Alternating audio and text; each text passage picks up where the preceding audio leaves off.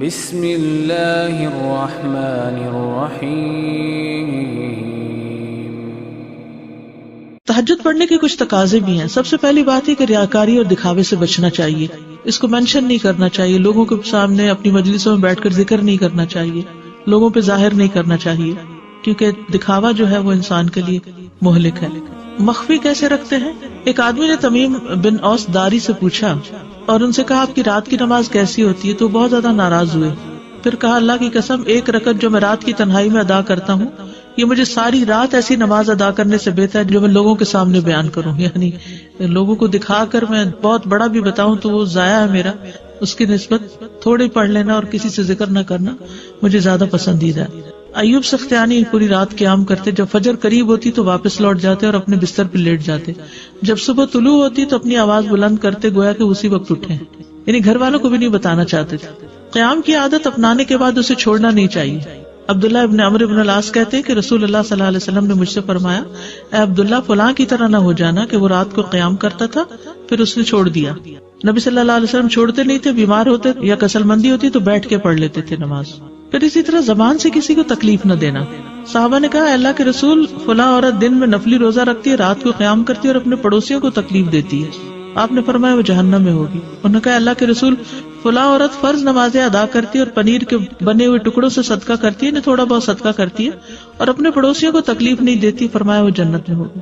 یعنی تہجد پڑھ کے بعض اوقات ہم یہ سمجھتے ہیں چونکہ ہم بہت نیک ہیں اس لیے ہمیں حق حاصل ہو گیا کہ اب ہم جیسے چاہے عمل کریں، یعنی بعض اوقات اپنے ایک عمل کو اچھا کرنے کی وجہ سے دوسرے اعمال کے بارے میں کیئرلیس ہو جاتے ہیں، اور زبان کے گناہ تو ویسے مہلک ہیں تو اس سے بچنے کے لیے پھر اسی طرح تنہائی میں حرام کاموں سے بچنا یہ بھی بڑا ضروری ہے، یعنی تہجد کی حفاظت بڑی ضروری ہے۔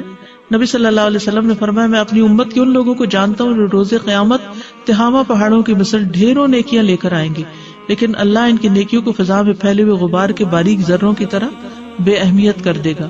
بے شک وہ تمہارے ہی بھائی ہوں گے، تمہاری نسل سے ہوں گے، رات کو تمہاری طرح قیام کریں گے لیکن تنہائیوں میں اللہ کے حرام کردہ امور کا ارتکاب کریں گے، یعنی اکیلے چھپ کے غلط کام کریں گے لوگوں کی نگاہوں سے، ان لوگوں کے سامنے بڑے نیک پارسا اور ویسے بڑے عبادت گزار تہجد گزار لیکن تنہائی میں حرام کام کرنے والے۔ اب یہ کہ کچھ لوگ کوشش کے باوجود اگر تہجد پڑھ نہیں پا رہے تو کیا کریں؟ جیسے آپ نے سوال کیا تھا نا سب کے دن بھر کام کرتے ہیں، جاب پر جاتے ہیں، تھکے ہوئے آتے ہیں، رات کی نیند پوری نہ ہو تو صبح اٹھ کے پھر کام پہ جانا مشکل، اور ہفتے کے 5 یا 6 دن مسلسل یہی روٹین ہوتی ہے، تو ایسے میں پھر انسان اور کیا کر سکتا ہے؟ ظہر سے قبل 4 سنتیں پڑھنا۔ ابو صالح مرفوعاً اور مرسلاً دونوں طرح بیان کرتے ہیں کہ رسول اللہ صلی اللہ علیہ وسلم فرمایا نماز ظہر سے قبل 4 سنتیں سحری کے وقت کی نماز کے برابر ہو جاتی ہیں، یعنی ایسے لوگ قیام اللیل کا کچھ نہ کچھ اجر پا لیتے ہیں۔ رات کے وقت 100 آیات کی تلاوت کرنا، رسول اللہ صلی اللہ علیہ وسلم نے فرمایا جس نے رات کو 100 آیات پڑھی اس کے لیے ساری رات کے قیام کا ثواب لکھا جاتا ہے۔ تو یہ کب پڑھی؟ عشاء کی نماز میں پڑھ لیں، عشاء کے بعد کے جو نوافل ہیں اس میں پڑھ لیں۔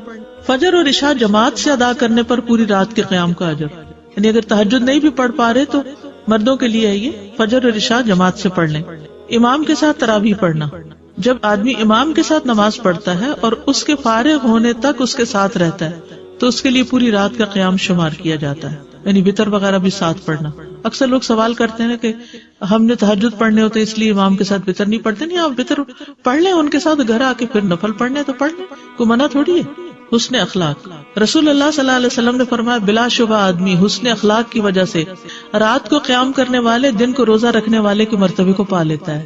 یعنی اگر آپ سے نہیں دن کو بھی کچھ پڑھا جا رہا رات کو بھی تو کم از کم اچھا اخلاق کر لیں تو تہجد گزاروں سے بھی آگے نکل سکتے ہیں۔ مزاج میں عمدگی، عبداللہ ابن عمر کہتے ہیں میں نے رسول اللہ صلی اللہ علیہ وسلم کو یہ فرماتے ہوئے سنا سیدھے راستے پر گامزن مسلمان اپنے عمدہ مزاج اور اپنے حسن اخلاق کی وجہ سے بہت زیادہ روزہ رکھنے والے اور اللہ عز و جل کی آیات کے ساتھ لمبا قیام کرنے والے کے مرتبے کو پا لیتا ہے۔